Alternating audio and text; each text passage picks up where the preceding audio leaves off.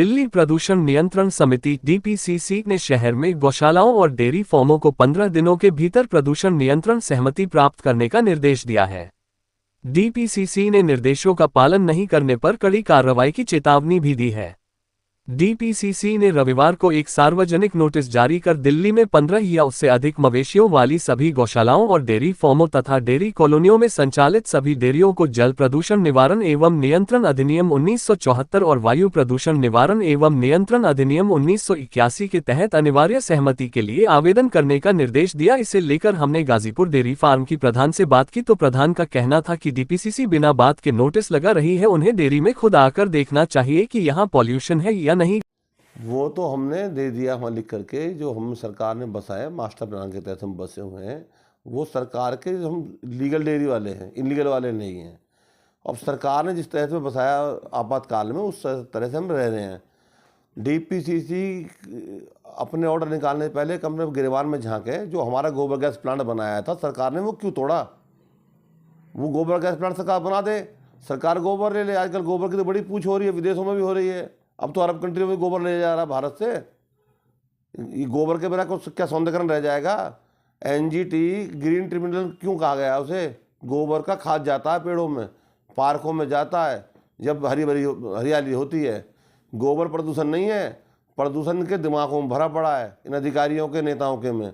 ये प्रदूषण कैसे बता रहे हैं मुझे पता नहीं। सर, उसे लेकर क्या गाजीपुर डेयरी फार्म में कोई असमंजस भी है क्या? 15 दिन के अंदर जो नोटिस देना, और क्या स्थिति डेयरी फार्म की इस टाइम मौजूदा है? ये अलूल झलूल सवाल निकाले जा रहे हैं, अलूल झलूल बातें कर रहे हैं, जो बिन सिर पैर की बातें हैं।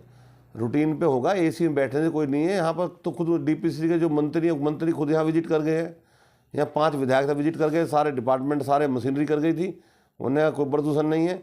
और एनजीटी कोर्ट में तो जो आश्रमों के जो बुजुर्ग थे, सीनियर सिटीजन लोग, उन्होंने तो एनजीटी में खुद आके कहा है कि भाई ये प्रदूषण तो हमारी तो 10-10 साल उम्र बढ़ गई इन पशुओं के साथ रहने से। अब ये कैसे घटा बढ़ा रहे हैं, तो इनका तो गणित यही लोग जानेंगे, हम तो गणित से परे हैं। तो उनका कहना है जिसके पास 15 गाय होंगे, उससे ज़्यादा होंगे, उनको लेना जरूरी है।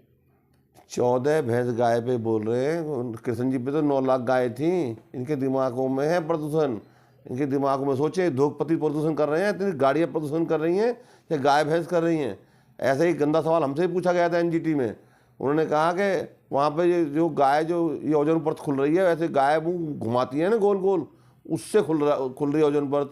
अब मैंने दुख देख उसकी मूर्खता में अचंभा मुझे भी हुआ, लेकिन ये बगैर सिर पैर की बातें कर रहे हैं। इनकी सारी बातें झूठी हैं। आज भी मैं गोबर के उपले पे भोजन खाता हूँ। जो गैस जो घर में आप भी देख लो, आज दिखाऊंगा। और हम ताज़ा दूध भी पीते हैं। ये डीपीसीसी क्या कह रही मुझे नहीं पता, लेकिन मानक में खरी नहीं उतरेगी हमारे सामने। ये पॉल्यूशन तो डेयरी से है ही नहीं सर। बाकी ये इसमें जो और है फैक्ट्री वगैरह, इनसे ही पॉल्यूशन बढ़ा। तो डेयरी में कोई पॉल्यूशन नहीं है।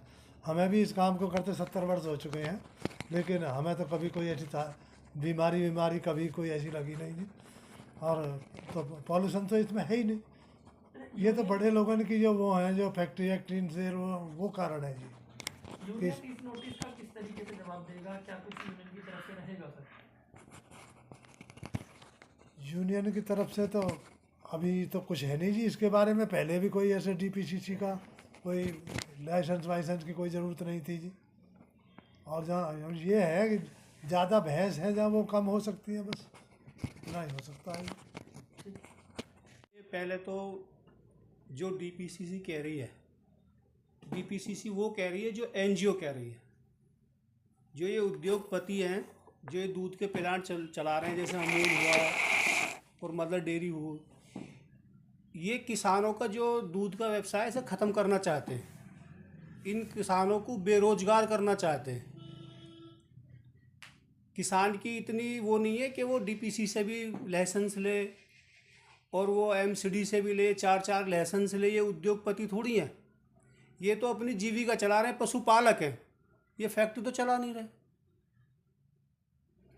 और जो उद्योगपतियों ने ये एनजीओ को लगा रखा है, सिर्फ इन डेयरी वालों को उजाड़ने के लिए लगा रखा है कि किसी भी तरीके से इनको घेरा जाए और इनको यहाँ से हटाया जाए, ताकि हमारी जो थैली है वो दूध की ज़्यादा बिके, जो फैक्ट्रियों से दूध आ रहा है बना हुआ वो ज़्यादा सेल हो, अच्छे दूध को ख़त्म किया जाए और नकली दूध की सेल ज़्यादा हो।